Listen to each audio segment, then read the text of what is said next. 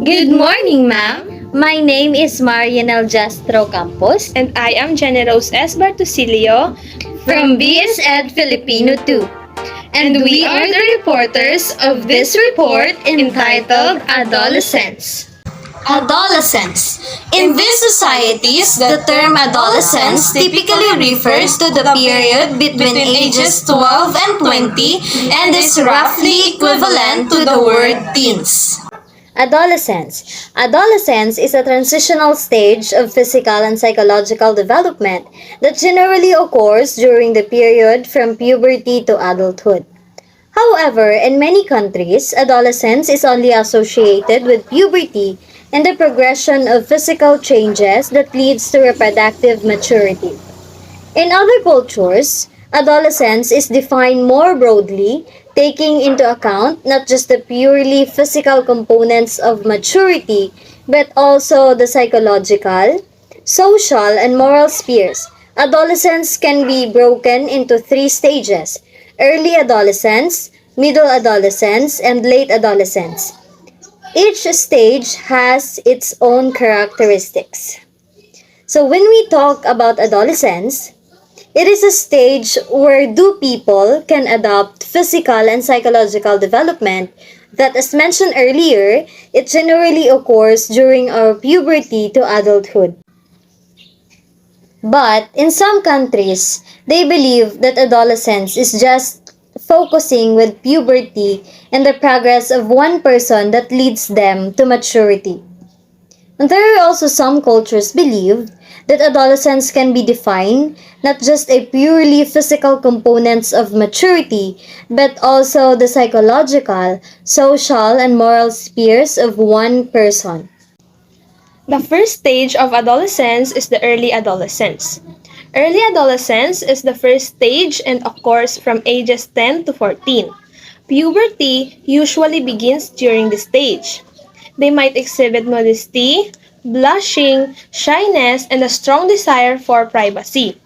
Early adolescence boys and girls could feel invincible and start engaging in risky behaviors like smoking and drinking.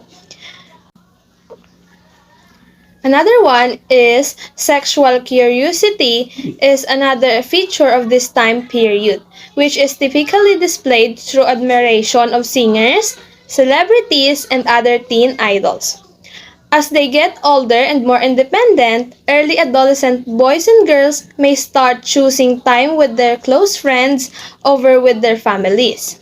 Another one is realizing that their parents are regular, flawed individuals with shortcomings may come as a natural byproduct of their growing independence. Next is due to their newly acquired independence and difficult personalities, early adolescent boys and girls are occasionally perceived as being stubborn. Lastly, they are no longer shy children but rather adults beginning the first stage. Ipinapahiwatig nito ng early adolescence ay nagsisimula sa edad ng 10 hanggang 14 na taong gulang o ang pagbibinata at ang pagdadalaga. Sa stage na ito din nabubuo ang pagiging mahinhin ng mga babae, blushing or ang pamumula ng kanilang mga pisngi at pagkamahiyain. Sa stage na ito ay mas gusto din ng mga kabataan ang pagtago ng kanilang nararamdaman. Halimbawa, kapag sila ay nagkaroon ng paghanga sa kanilang opposite sex, mas gusto nilang sarilihin lang ang kanilang nararamdaman. Isa pang halimbawa, sa mga nakikita o naririnig natin sa balita na suicide, ang kadalasang nagbibigti ng mga kabataan ay nasa ganitong mga edad, sapagkat hindi nila sinasabi ang kanilang mga nararamdaman o mga saloobin sa kanilang mga magulang o sa mga kaibigan. Kaya nila nagagawa ang ganitong mga krimen. Nagkakaroon din ng kaalaman ng mga kabataan sa pagsangkot sa mga risky behaviors tulad ng paninigarilyo at pag-inom ng alak. Ang admiration ng mga kabataan ay nalilikha din dahil sa early adolescence, nabubuo ang kanilang kamalayan at paghanga sa mga iba't ibang identidad tulad ng singers, celebrities at iba pang teen idols. Sa kabilang banda, habang ang mga early adolescent boys at girls ay mas tumatanda, mas pinipili nilang maging kasama ang kanilang kaibigan kaysa kanilang mga magulang. Sa stage na ito din, mapapansin na ang mga kabataan ay hindi madaling mapagsabihan sapagkat mas naniniwala na sila sa kanilang mga kakayahan. Higit sa lahat, sa stage na ito ay hindi na mahiyain ang mga bata, bagkus iniisip nila na ito ay ang kanilang simula sa pagtuklas sa kanilang pagtanda. The second stage of adolescence is middle adolescence. Middle adolescence is the second stage and occurs from ages 15 to 17. By this time, puberty has passed. Teens in this stage can be concerned with how they look and may feel that others notice their physical appearance. Depending on the individual, they may spend a lot of time grooming, exercising, and changing their physical appearance to what they think is deemed attractive. Or, if they feel self-conscious, they may avoid coming out in public at all. Middle adolescence is a time when relationships regularly alter. Concerns regarding sexual attractiveness are also present.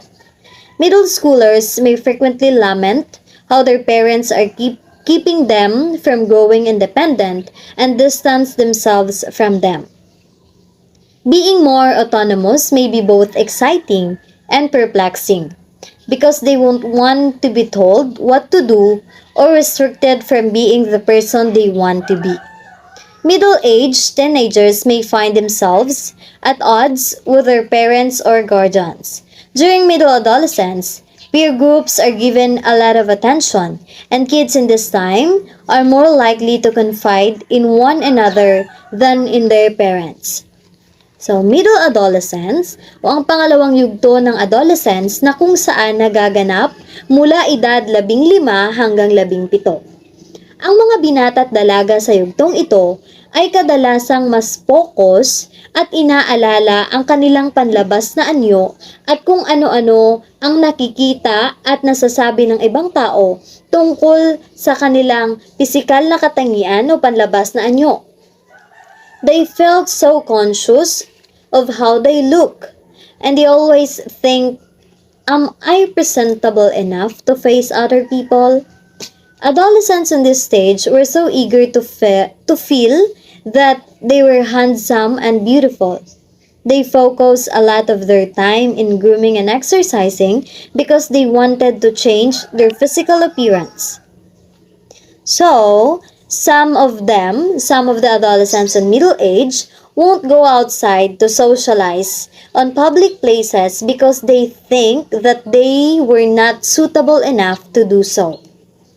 Adolescents in this stage are having relationship because they can already feel attractiveness towards their opposite sex. And some of adolescents in this stage are not listening on what their parents says because they just wanted to do what they want without their parent consent. The last stage of adolescence is the late adolescence. Late adolescence is a stage characterized by greater stability than the others.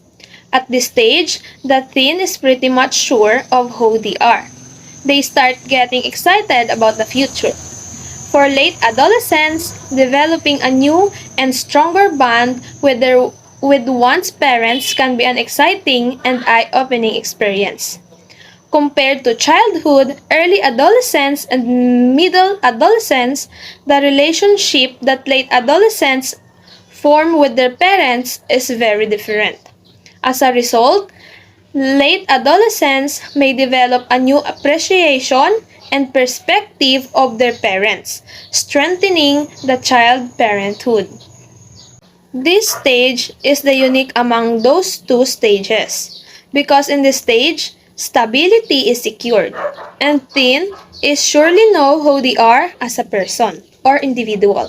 They also start planning or excited about facing their future.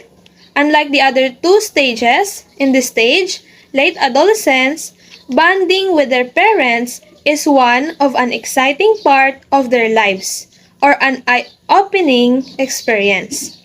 Also in this stage, relationship with their parents is very different. It is because they have a matured personality and they think that bonding with their parents is a happy doings wherein they can find contentment. As a result of it, late adolescents, individuals find more appreciation and new perspective of their parents.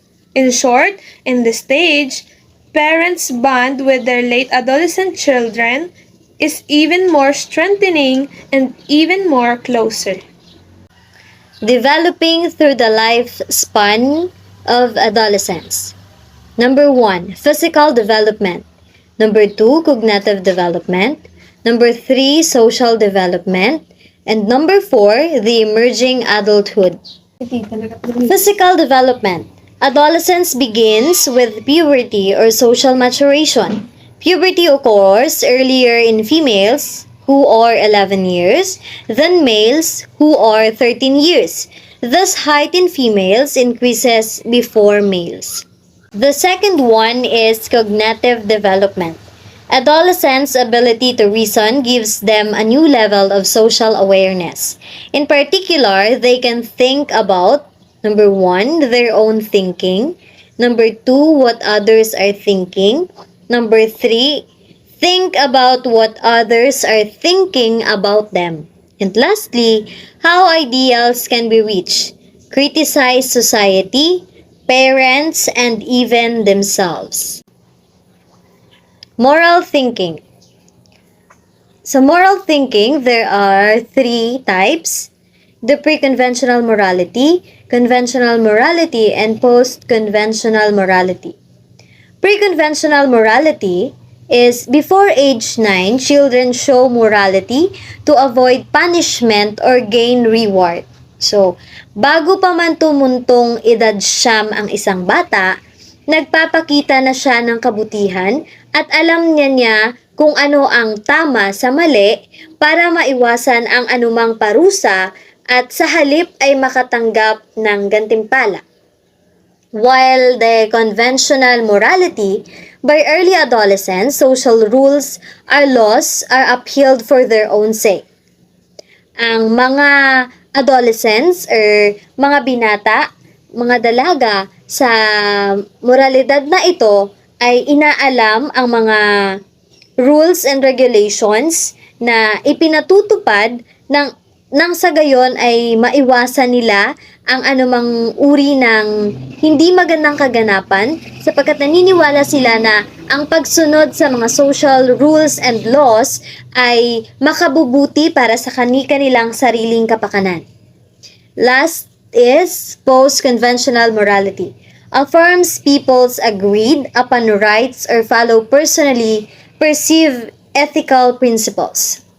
Sa moralidad na ito, hinihikayat ang mga tao na manindigan at pumayag na sundin ang iba't ibang uri ng rights or kapakanan at sundin ang nang maaayon sa kagustuhan ang anumang ipinatutupad na ethical principles. Moral feeling and moral action. Moral feeling is more than moral thinking.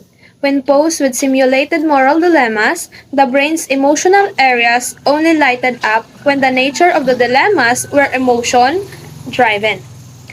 Next, moral action involves doing the right thing. People who engage doing the right thing develop empathy for others, self-discipline for themselves to restrain their own impulses. Ang moral feeling daw ay mas nakakataas ito sa moral thinking. Kapag ang pinag-uusapan ay mga problema, ang parte ng ating utak ay saka lamang nagkakaroon ng reaksyon. Kapag ang uri ng problema ay talagang madamdamin o malalim. Sa kabilang banda, ang moral action naman ay kung sa moral feeling ay emosyon lamang, sa moral action naman ay kasangkot na dito ang paggawa ng tamang bagay o mas nararapat na gawin. Kumbaga, ang moral action ay kinukonsidera ang nararamdaman ng iba bago gawin ang isang bagay. Social development. Social development is the prioritization of human needs in a society. Social development takes place on individuals' levels as well as broader societal levels. The intent of social development is to improve life for all. Social development. Ito ay ang prioridad ng isang tao upang makamit ang kanyang pangangailangan sa lipunan. Ang pakikisalamuha ay isang paraan at tumutulong sa pag-unlad ng buhay ng isang tao. Una, dahil ang pakikisalamuha ay nagbibigay ng kaalaman at malawak na kaunlaran sa mga tao. Pakikisalamuha din ang dahilan upang tulungan ng isang individual na tumaas ang kanyang pagtitiwala o confidence sa kanyang sarili. At higit sa lahat, ang pakikisalamuha ang nagiging dahilan upang mas lalong mapaunlad at maipabatid ang mga magagandang karanasan at impormasyon.